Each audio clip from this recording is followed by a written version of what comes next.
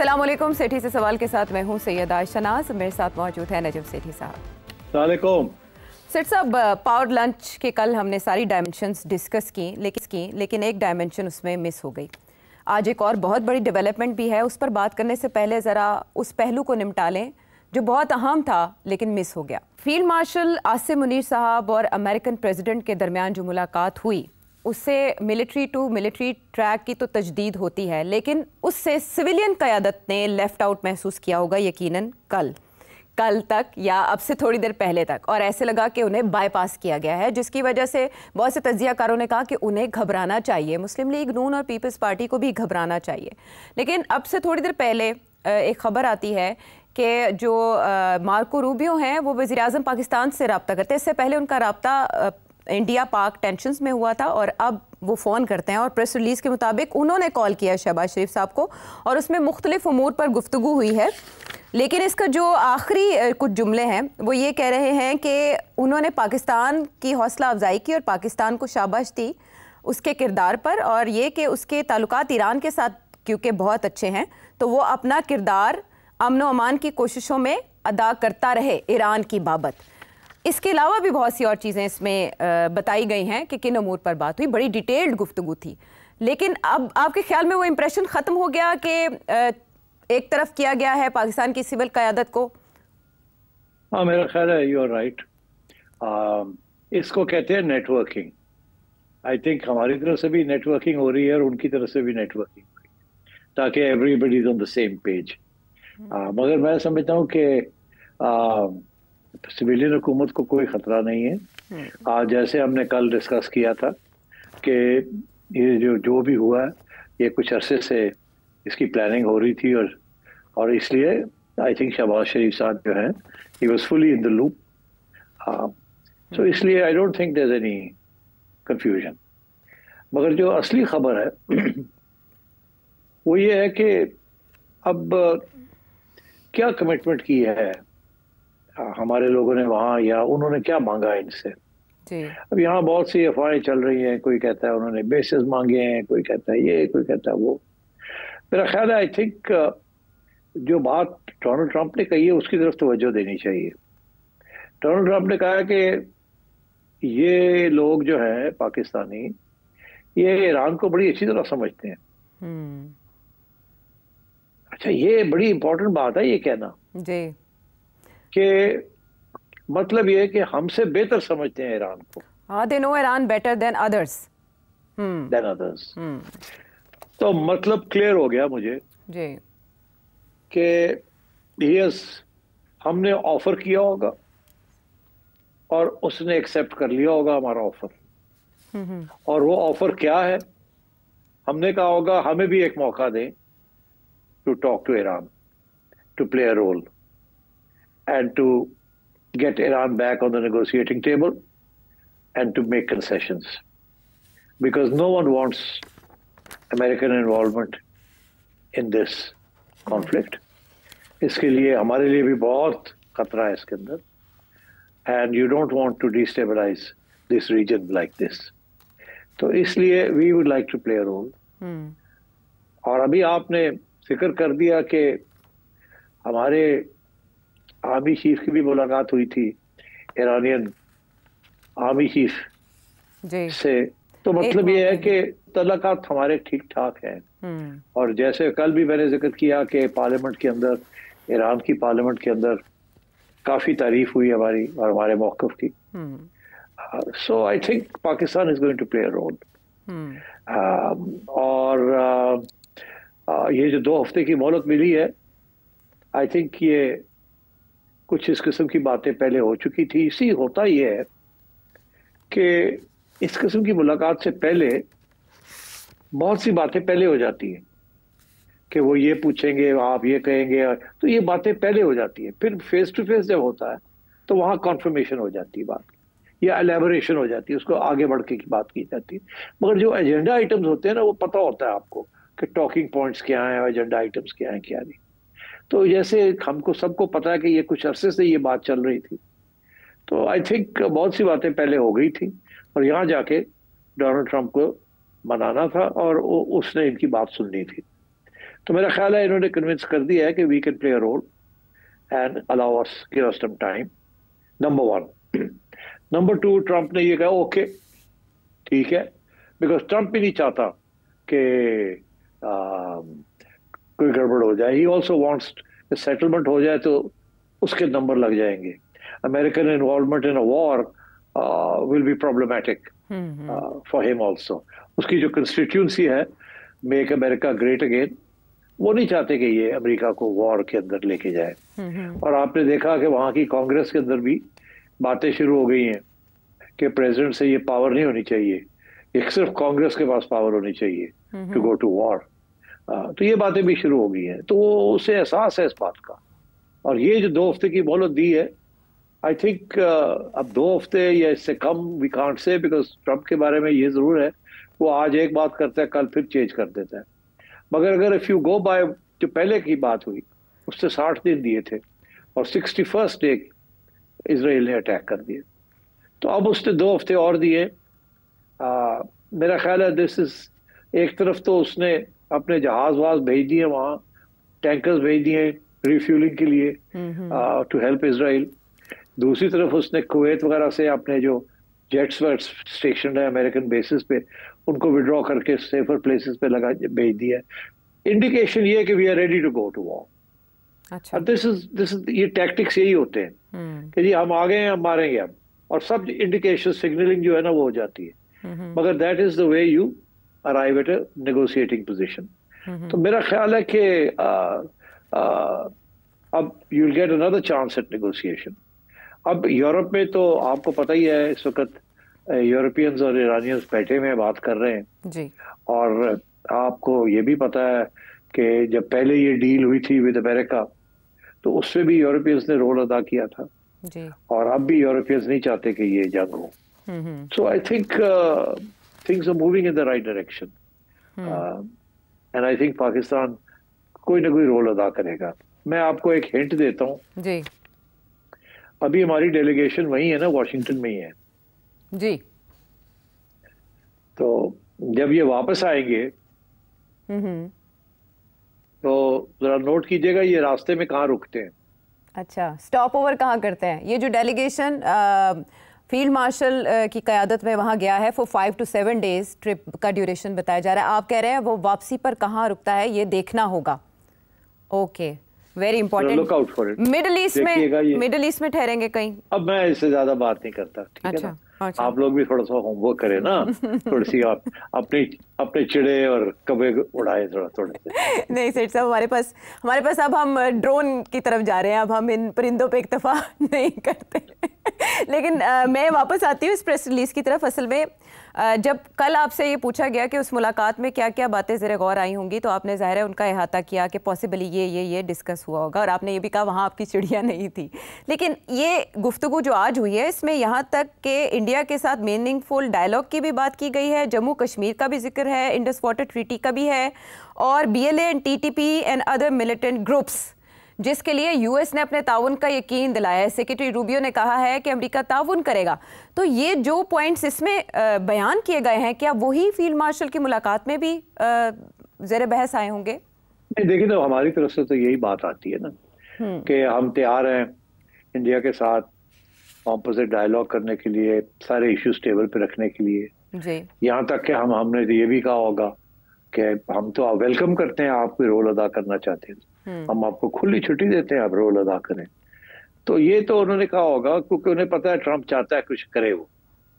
मगर प्रॉब्लम तो वही है ना कि इंडिया नहीं मानता कोई बात।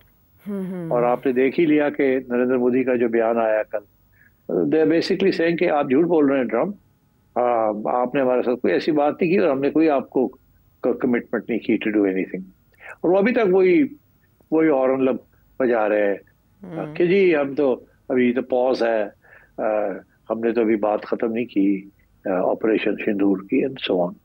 तो मेरा ख्याल है पाकिस्तानी इस वक्त बड़ी अच्छी विकेट पे खेल रहे हैं, बड़े अच्छा इंप्रेशन क्रिएट कर रहे हैं। और ये ट्रिप जो है I think it's going to be a valuable trip. मैं नहीं समझता कि Pakistan will give any bases to America. मेरा नहीं ख्याल अमेरिका को बेसिस की जरूरत भी पड़ेगी। आई don't think so. So I think Pakistan will never act against Iran. And so therefore America को भी इस बात का पता होगा और एक्सप्लेन भी कर दिया होगा पाकिस्तानी डेलीगेशन ने कि हमारे क्या मसले हैं, how we can not become a Trojan horse. आपको पता ना, ग्रीक मिथोलॉजी में जी एक पूरी कहानी है ट्रोजन हॉर्स की। ट्रोजन हॉर्स एक लकड़ी का घोड़ा था जिसमें कुछ फौजी दस्ते छुपाए गए थे और घोड़ा जाके एक शहर में ट्रॉय में जाके रख दिया था और फिर रात के वक्त घोड़े में से फौज के दस्ते निकले और उन्होंने शहर को सीज कर लिया। तो मतलब एक घुसपैठी है सीक्रेट। तो ईरान हमेशा यही शक करता रहा है कि पाकिस्तान शायद एक ट्रोजन हॉर्स है अमेरिका का। और हम किसी सूरत में भी इस इम्प्रेशन को अब नहीं बरकरार रहने देंगे। And so now therefore there is no question of allowing American bases. अलबत्ता ये जरूर है that we will play a role in trying to mediate this conflict. तो आपके ख्याल में पाकिस्तान किस हद तक असरअंदाज हो सकता है ईरान और अमेरिका के दरमियान एक डील कराने में? कितना असर रसूख ईरान पर है? मैं प्रिडिक्ट करता हूँ कि कामयाब सिर्फ पाकिस्तान नहीं, यूरोपियन सब मिलजुल के everybody is working towards this. और सारे अब बेसिकली जो होगा क्या कि ईरान तो पहले दिन से कह रहा है कि हमने एनरिचमेंट नहीं की जी। दूसरी बात यह कि अमेरिका खुद तस्लीम करता है, यूरोपियंस खुद तस्लीम करते हैं, उनके मिलिट्री एक्सपर्ट्स पेंटागन सारे तस्लीम करते हैं कि उन्होंने नहीं एनरिचमेंट की और ना ही उनका इरादा है टू मेक अ बॉम्ब। ठीक, सो इसलिए मेरा ख्याल है ये तो इजराइल ने ये इशू बनाया हुआ है। एंड आई थिंक शुरू में ट्रंप थोड़ा सा फिसल गए इसके ऊपर। अब उसको एहसास हो रहा है इस बात का, क्योंकि बड़ी रेजिस्टेंस आ रही है to American intervention on the behalf of Israel. क्योंकि इसराइल की इस वक्त स्टैंडिंग दुनिया में बिल्कुल जीरो है। कोई भी उसके पुराने एलाइज और दोस्त सारे छोड़ गए उसको। जिस किस्म की ब्रूटल किस्म की उन्होंने बॉम्बिंग की है, पहले उन्होंने की उधर गाजा में और पैलेस्टाइन में, और अब उन्होंने यहाँ टारगेटिंग ईरान। और उनको पता है, अमेरिका को भी पता है कि ये लिबिया नहीं है ईरान, ये सीरिया भी नहीं है। ईरान एक पूरी सिविलाइजेशन है और बहुत बड़ा मुल्क है। 90 मिलियन तो सिर्फ पॉपुलेशन है, बट पॉपुलेशन को छोड़े it's a huge country, like a continent जी। और इसको संभालना सिर्फ एयर पावर के जरिए नॉट पॉसिबल। ये तो troops on ground, boots on ground करने पड़ेंगे। 2-3 लाख फौजी ग्राउंड पे लैंड करने पड़ेंगे, पूरी फौज आनी पड़ेगी। It's not possible. वो उन्होंने करके देख लिया ना वियतनाम में क्या हुआ। उन्होंने और जगह पे भी, कोसोवो में इधर उधर करके देख लिया ना क्या हुआ जी। तो ये नहीं होना। So I think basically as long as the Americans are assured कि न्यूक्लियर बॉम्ब की तरफ नहीं जाएंगे ईरानियंस, तो I think there can be a settlement. अभी थोड़ी सी गुंजाइश नहीं रखी थी। अमेरिका कह रहा था कि बिल्कुल एनरिचमेंट बंद कर दें, ईरान कह रहा था नहीं, हमें पीसफुल पर्पसेस के लिए कर लेने दें, इंस्पेक्शंस जितने चाहते हैं आप कर लें। अब मेरा ख्याल है ये पोजीशन से थोड़ी सी हटना पड़ेगा। अमेरिका शायद इजाजत दे दे कि हाँ आप 20% तक कर सकते हैं या 30% तक कर सकते हैं और फुल इंस्पेक्शंस। तो कहीं ना कहीं मेरा ख्याल है सेटलमेंट हो जाएगी। आई थिंक ये 2 हफ्ते की जो मोहलत है इट्स क्वाइट अ सिग्निफिकेंट। हो सकता है वो कहता 4 दिन 5 दिन यूरोपियंस के साथ नेगोशिएशंस हो रहे हैं, इनको होने दे, देख लेते हैं। बट ये जो 2 हफ्ते दिए ना उसने, इसका मतलब है इसके पीछे कोई डेफिनेटली ही थिंक्स कि अगर कल परसों तरसों फिर मुज़ाकरात शुरू हो जाते हैं तो it may take that long to arrive at some sort of understanding. And I am hopeful कि अगर Pakistan can play a good role in all this, ये पाकिस्तान के लिए एक फेदर इन द कैप होगी और जनरल आसिम के लिए भी बहुत बड़ी एक नया कामयाबी होगी ये। and so therefore good for Pakistan all round.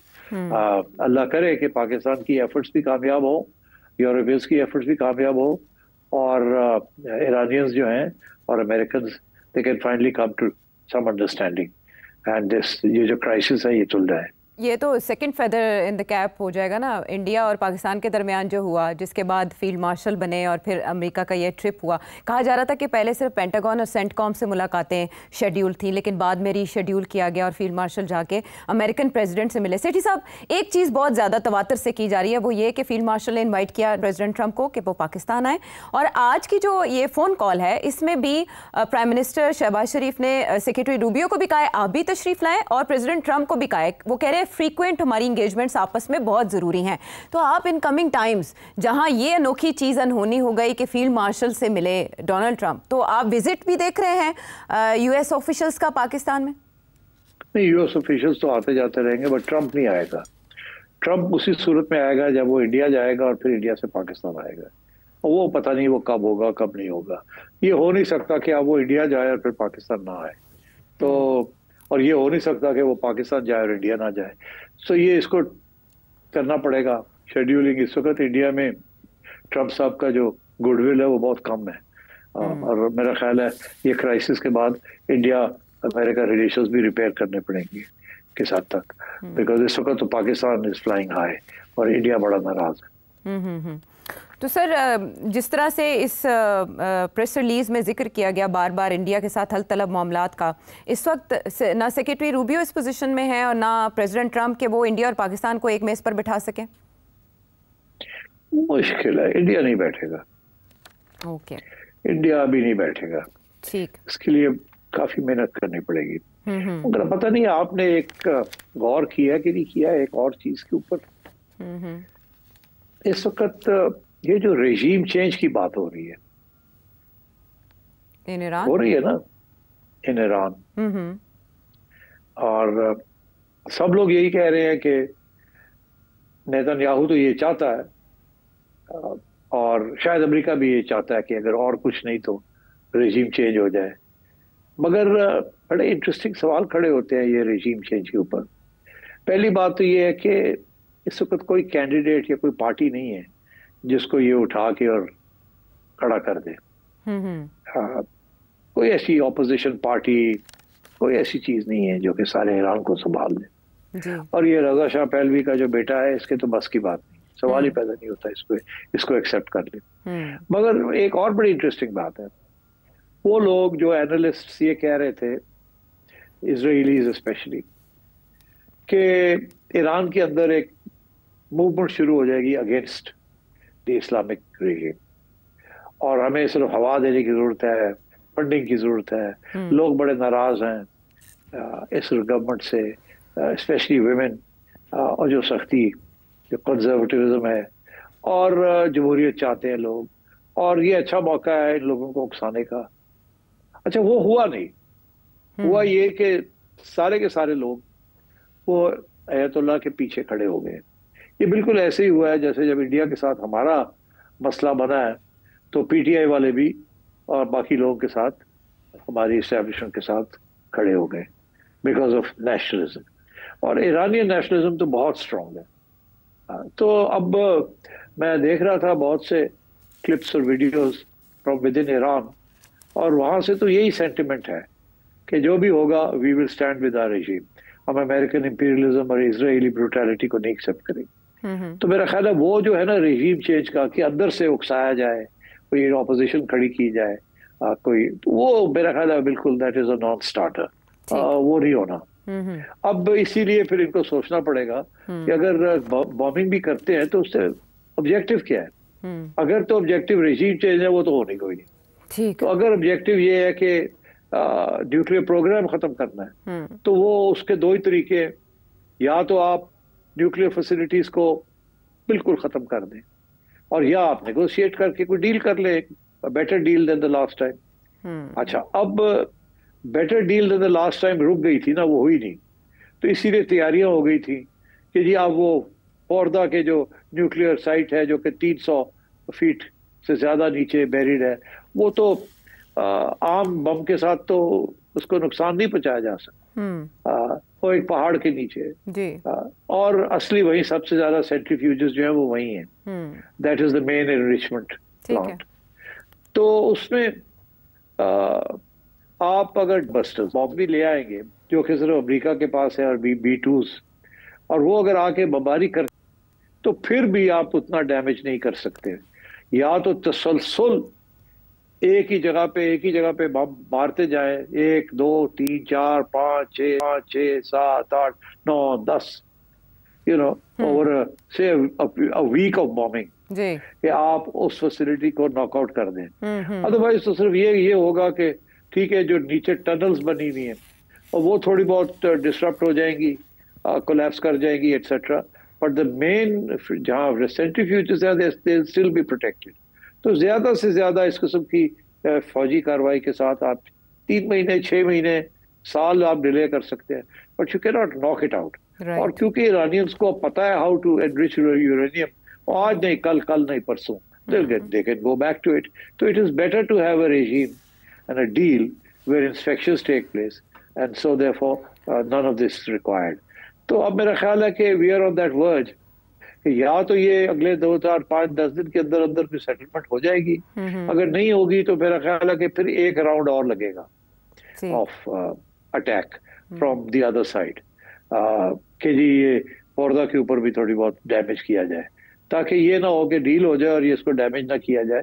उनकी शायद कोशिश इजराइल और अमेरिकनों की ये होगी कि डील से पहले जितना डैमेज कर सकते हो कर लो, बाद में डील कर लेंगे। अगर एक दफा डील हो गई तो फिर आप डैमेज नहीं कर सकेंगे, ठीक है ना। So sometimes it's like this. तो इसलिए उन्होंने अपने फोर्सेस तो मूव कर दिए वहां, and they can take action at any time, और कोई ना कोई एक्सक्यूज कर सकते हैं। फॉर एग्जाम्पल कोई ना कोई मिसाइल जाके लग जाती है किसी अमेरिकन आउटपोस्ट को, या खुद ही मार देते हैं और कहते हैं ईरान ने मारी है, and they go in again and do it, जिसे कहते हैं फॉल्स फ्लैग ऑपरेशन। तो बहुत कुछ हो सकता है। So let us keep our fingers crossed, let us hope कि ये जो इनिशिएटिव्स हो रहे हैं यूरोपियन और अब Pakistani initiative, this can succeed.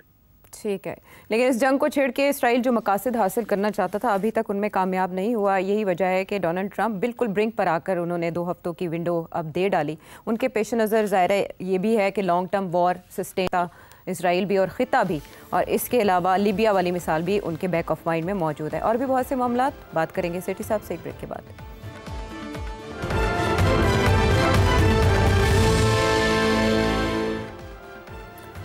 Show में साथ देने का शुक्रिया। अमेरिकन प्रेसिडेंट ने जंग के बादल या जो साए हैं थोड़े अर्से के लिए टाल दिए और ज़्यादा से ज़्यादा 2 वीक्स की विंडो है, उसके बाद मामला कहाँ तक जाता है। सेठी साहब आपने ये तो बता दिया, लेकिन एक सवाल जो तवातर से पूछा जा रहा है और वो इसी मीटिंग के जो पावर लंच जिसको कहा जा रहा है उसके तनाजुर में है कि ये इतनी अनप्रेसिडेंटेड मीटिंग है कि लोग इसे भूल नहीं पा रहे और लोग अभी भी इसमें टीवे लगा रहे हैं, गेस कर रहे हैं कि क्या हुआ होगा, या पाकिस्तान ने क्या ऑफ़र किया होगा, अमेरिका ने क्या कहा होगा।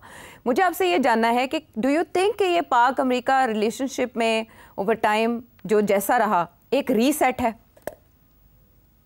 देखिए, रीसेट तो बहुत स्ट्रॉन्ग लफ्ज़ है। रीसेट का मतलब है कि पहले एक स्ट्रेटेजिक रिलेशनशिप थी, क्या फिर से एक स्ट्रेटेजिक रिलेशनशिप सेट होने जा रही है? मैं नहीं समझता कि कोई स्ट्रेटेजिक रिलेशनशिप अब अमेरिका के साथ सेट होगी। स्ट्रेटेजिक रिलेशनशिप आपकी सिर्फ अब एक चाइना के साथ है, और किसी के साथ स्ट्रेटेजिक रिलेशन। अमेरिका भी ट्रांजैक्शनल है और पाकिस्तान के भी ट्रांजैक्शनल है, meaning it is vested interest on both sides, but not any long term. मगर इंटरेस्टिंग बात यह है, लोग इसलिए ज्यादा बातें कर रहे हैं about this so called reset, क्योंकि आपको याद होगा कि इमरान खान के ज़माने में तल्लुकात बड़े ख़राब हो चुके थे, यहाँ तक कि खान साहब ने बाद में फिर इल्ज़ाम भी लगा दिया कि ये जो अमेरिकन हैं they want to house my government.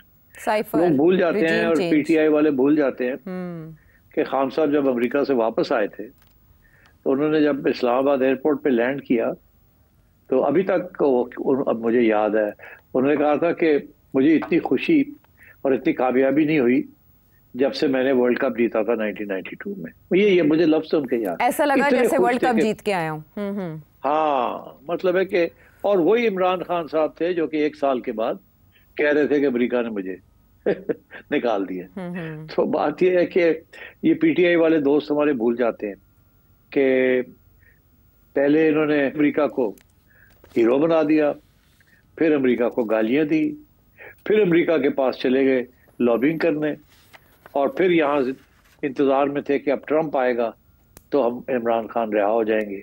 बड़े बड़े लंबे दावे किए, अब मैं नाम नहीं लेता उन लोगों के, पता नहीं इनको क्या सूझी थी या क्या इनका ख्याल था, कौन इनको मिसलीड कर रहा था, या इनको अमेरिकन पॉलिटिक्स का पता ही नहीं है।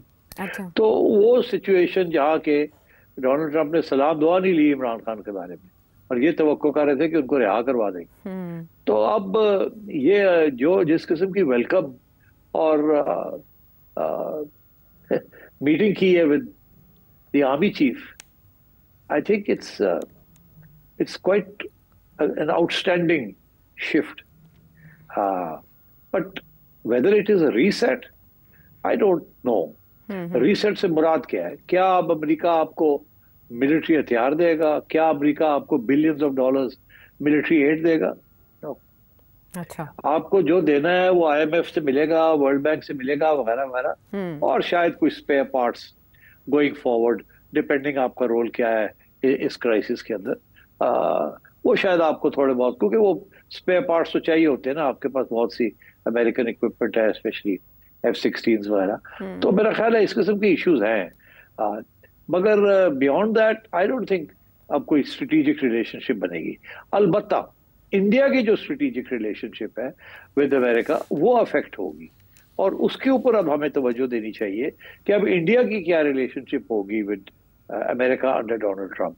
बिकॉज क्लियरली इस वक्त काफी सीरियस ड्रिफ्ट या टेंशन आ चुकी हैं between Narendra Modi and Trump and America and India.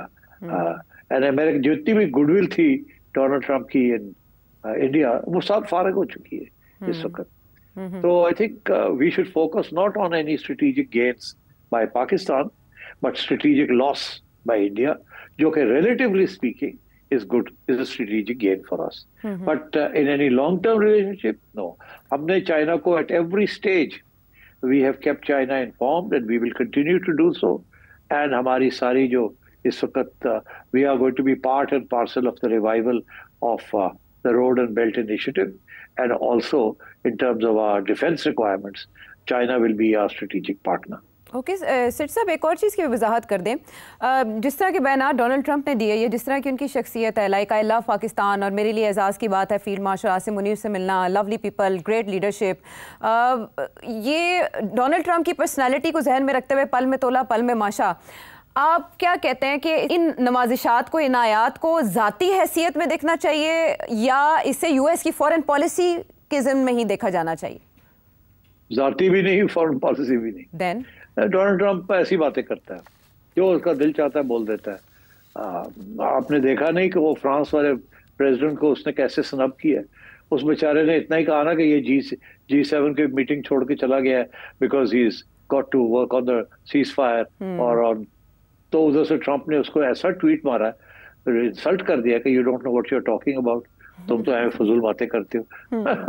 तो Donald Trump is capable of saying my best friend, जैसे इमरान खान को oh is a great leader, ये वो, इधर भी हो जी बड़ा जबरदस्त, ये हो, कल को कुछ और हो जाएगा। तो डोनाल्ड ट्रंप की बात नहीं माननी चाहिए। वो एक तरफ सबको स्नब करता है, दूसरी तरफ उन्हीं की तारीफें करता रहता है।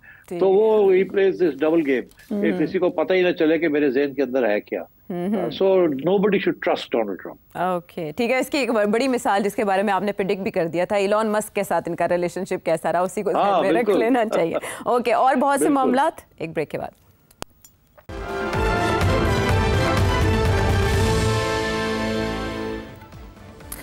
Welcome back to the show. कतार लगी है सवालों की और लंबी फहरिस्त में से सबसे पहले इंग्लैंड से मलिक वकार अली। आप लंदन आए हुए हैं, कोई लिफ्ट नहीं कराते, हमें कोई टेलीफोन नंबर मेरा आपके पास आ गया है, कोई नंबर आप छोड़ दें, मैं आपसे रब्ता करूं, कोई चाय का कप, कोई मैंगो लस्सी, कोई आपको खिदमत करें आपकी। जब सेठी साहब ये जो जनरल आसम मजीद साहब कल व्हाइट हाउस में प्रेसिडेंट ट्रंप से मिले, तो इसमें इंटरनेशनल जो बात हुई होगी ईरान की, वो तो हमसे ऊपर ही है। इसमें सऊदी अरब का भी इनपुट होगा जनरल आसम मजीद को मिलाने के लिए ट्रंप साहब से, या वो जो हमने लोगों ने बात शुरू की हुई है जी कि इंडिया को हमने शिकायत दी है, इस वजह से ट्रंप ने बुलाया है। दूसरी बात, इसमें उन्होंने कोई पीटीआई के चेयरमैन इमरान खान के बारे में भी ट्रंप साहब ने बात की होगी जनरल आसम नीर से, या कुछ भी नहीं हुआ इस तरह की बात होगी? क्योंकि पीटीआई अमेरिका ने काफी अर्सा हो गया कमेटी डाली हुई है इधर रिपब्लिकन के साथ। जब से ट्रंप का इलेक्शन हुआ, ये रिपब्लिकन को सपोर्ट भी करते हैं, पैसे भी उनको देते हैं, कमेटी भी डाली हुई है इन्होंने इमरान खान को आके चढ़ाएंगे। तो कहीं ऐसा तो नहीं हुआ कि वो पीटीआई वालों की ये जनरल आसम नीर की मीटिंग के बाद पीटीआई वालों ने जो अपनी कोशिश की हुई थी या जो लॉबिंग की हुई थी, सारे पैसे रुड़ गए, जाया हो गए? इस बारे में एडवाइस करें। जी देखिए, हम जैसे लोग तो पहले दिन से कह रहे थे कि पीटीआई जो है ना,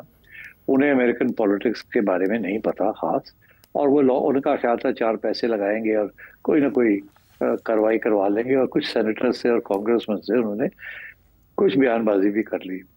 मगर I never thought for a minute that Trump would go out of his way to do anything for Imran Khan. It doesn't work like that. ये पर्सनल कोई चीज नहीं होती इस चीज में, ये रियासत के इश्यूज होते हैं। एनीवे, तो अब आपने 2 सवाल किए। एक ये कि सऊदी अरेबिया का रोल आगे जाते हुए वो क्या है या हो सकता है, और दूसरा पीटीआई का कि जो पोजीशन है उसके साथ क्या हुआ। तो पीटीआई वाली बात तो मैंने पहले ही कर दी कि they unfortunately from their point of view उनकी कोई हमायत नहीं है, ना ही हमारी तरफ से कोई पेशकदमी हुई होगी, ना ही ट्रंप ने बात की होगी। मैं यकीनी तौर पे कहता हूँ जिक्र तक नहीं हुआ होगा इमरान खान का, ना ट्रंप ने, ना हमने, या किसी और ने। यहाँ तक कि डेमोक्रेसी शोक्रेसी भी कोई बात नहीं हुई होगी। हमारी तरफ से ये कह दिया गया होगा कि जी जो कुछ हो रहा है कॉन्स्टिट्यूशनल हो रहा है, अदालतों ने ओके कर दिया है, and we are a stable good solid government, बड़े अच्छा चल रहा है सारा कुछ, और आईएमएफ भी आ गया, हम we are following all the rules of the international trading order, और हम आपके साथ भी ये करें। तो आई थिंक वो तो सुनने के लिए तैयार होंगे, और उनको पहले से ही पता है कि या this is true. So I think कि पीटीआई जो है अनफॉर्चुनेटली उनकी जो पॉलिसीज रही हैं डोमेस्टिक एंड इंटरनेशनल वो नहीं काम की, और मेरा ख्याल है कि उनको अपने बारे में और अपनी कुव्वत के बारे में और अपनी पॉलिसीज को सोचना चाहिए कि व्हाई हैव दे फेल्ड, और is there any other route that might succeed. ये मैं काफी अरसे से कहता आ रहा हूँ। सो यहाँ तक तो पीटीआई। अब आइए Saudi Arabia. Saudi Arabia will always be a player, या नेगेटिव या पॉजिटिव। सऊदी अरेबिया पहले तो ईरान के खिलाफ था और very pro America on the first term Trump की, बट उसके बाद थिंग्स हैव चेंज्ड, और एमबीएस और दुबई के जो रूलर्स हैं यूएई के and others, they have realise के इनकी जो इकोनॉमीज हैं दे बड़ी वल्नरेबल हैं, especially Saudi Arabia and UAE, क्योंकि देखिए ये लोग बिल्कुल माहौल चेंज करने जा रहे हैं अपना। ये एक डेजर्ट किंगडम्स हैं, दुबई के पास वो तेल भी नहीं है, मगर उनको दोनों को पता है, सऊदी अरेबिया को भी और यूएई को, कि तेल खत्म हो जाए एक दिन तो फिर हम क्या करेंगे। So they are out to diversify, और उनकी जो डाइवर्सिफिकेशन स्ट्रेटजी है वो मैन्युफैक्चरिंग के ऊपर नहीं है, it is on service industry दोनों की। दुबई भी service industry is a centre for transit and communications, service industry, tourism. MBS भी 400 और 300 अरब डॉलर्स लगा रहा है और डेवलपिंग द सर्विस इंडस्ट्री।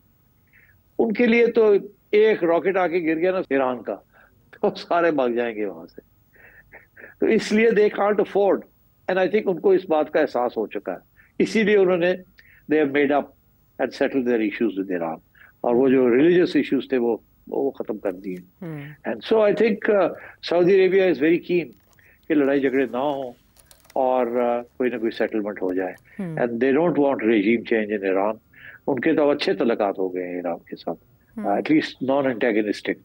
और सऊदी अरेबिया और ईरान, पहले एक वक्त था कि सऊदी अरेबिया अपना जो उसका वर्जन ऑफ इस्लाम है उसको प्रमोट कर रहा था, और ईरान जो है अपना वर्जन ऑफ इस्लाम उसको प्रमोट कर रहा था, and global hegemony over the Muslim world by virtue of their wealth in oil वो करना चाह रहे थे, शियाइट इस्लाम versus Wahhabi Islam.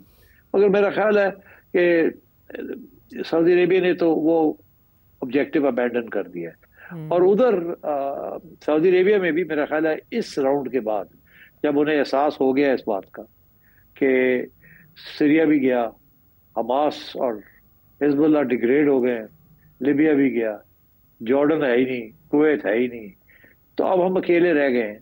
And I think ये जो पॉलिसी रही है of open resistance through proxies, ये मेरा ख्याल है Iran will also take time to understand कि वो पुरानी गेम अब नहीं चल सकती। एंड आई थिंक ये लास्ट राउंड है इस गेम का, पुरानी गेम का।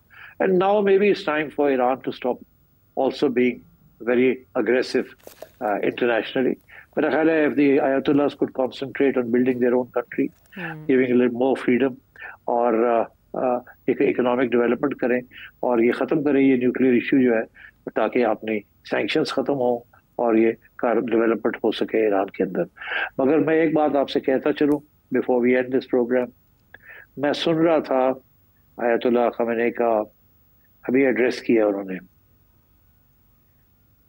मैं इससे ज्यादा बात नहीं करना चाहता, I don't like talking about religious things, मगर आप सुन लें जाके उनका जो एड्रेस है, और आपको एक और तारीखी एड्रेस याद आ जाएगा, बिफोर करबला।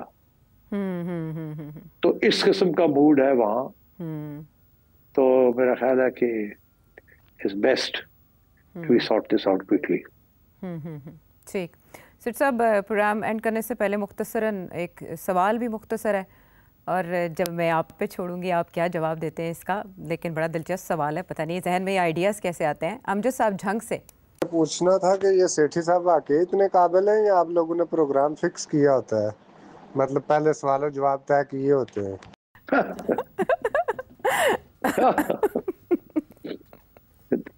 मैं की कमा यार ऐसे लोग इतने शकी हैं, इतने शकी हैं, इट्स अनबिलीवेबल।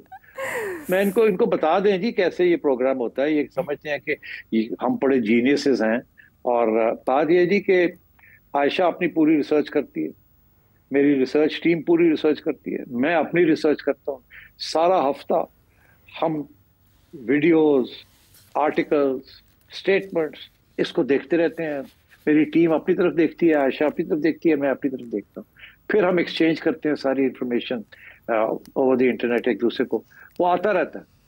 बातें हमारी नहीं होती पूरा हफ्ता, बात हमारी होती है आधा घंटा पहले इस प्रोग्राम से। अच्छा जी क्या है आज का एजेंडा, क्या डिस्कस करना है? तो वो कहते हैं जी, एक बंदा कहता है कि सर ये बड़ा इंपॉर्टेंट इशू है, सारे ये डिस्कस करना। दूसरा कहता है हाँ सर वो तो है, मगर ये भी एक इशू है, इसको भी डिस्कस करना चाहिए। मैं कहता हूँ हाँ ये भी है, मगर व्हाट अबाउट फलाना इशू। सिर्फ इशू, सब्जेक्ट। तो उसके बाद हम तय कर लेते हैं अच्छा जी ये सब्जेक्ट्स, ये सब्जेक्ट्स, ये सब्जेक्ट्स। अब क्या उसमें पूछना है क्या नहीं पूछना, ये हजरात जो यहाँ बैठे हुए आपको नजर नहीं आ रहे, और ये खातून जो यहाँ बैठी हुई है, ये फिर अपनी वो डुगडुगी घुमाती है और अपने सवाल बनाती है और ठा ठा करके फेंकती है, और मैं यहाँ बैठ के तैयारी करके बैठा होता हूँ कि हुण की करने लगी है। लेकिन समटाइम्स आप वेल लेफ्ट भी करते हैं और समटाइम्स आप छक्का भी लगा देते हैं। लेकिन अमजद साहब, जब हम शो कर लेते हैं उसके बाद हम वो गाना सुनते हैं जो मसूद राना साहब ने गाया था कि तांगा लाहौर दा होवे ये पावे चंगदा, तांगे वाला खैर मंगदा। ये जंग से ऐसे सवाल तो आपकी तसल्ली हो गई होगी उम्मीद है। और इसके अलावा भी बहुत से सवाल हैं। और ये जो सवाल आते हैं, ये जो आप लोग सवाल करते हैं, हाँ। ये सवाल मैं सुन लेता हूँ आने से पहले, यहाँ अभी हाँ। आधा घंटा पहले मैं सुनता हूँ ये। अच्छा और तो मैं कहता हूँ यार इनको शॉर्ट कर दो, जो रेलेवेंट हैं, जो रिपीट नहीं हो रहे, जो कि हम अपने प्रोग्राम में जो सब्जेक्ट नहीं डिस्कस करेंगे तो उनको आने दें, फिर देखते हैं क्या है। बहुत से सवाल ऐसे भी होते हैं जो कि हमने डिस्कस कर लिए होते हैं पहले, कुछ लोगों ने हमारे प्रोग्राम सुना नहीं होता, वो फिर से वही सवाल आ जाते हैं, सो वी एक्सक्लूड देम। कुछ लंबी लेक्चर शुरू हो जाते हैं, वो भी नहीं फिर हम लेते। हम ले चाहते हैं कि मुख्तसर सवाल हो जिसके ऊपर पहले बात ना हुई हो या इस प्रोग्राम के दौरान बात नहीं करनी है, तो फिर उसको आगे बढ़ाया जाए।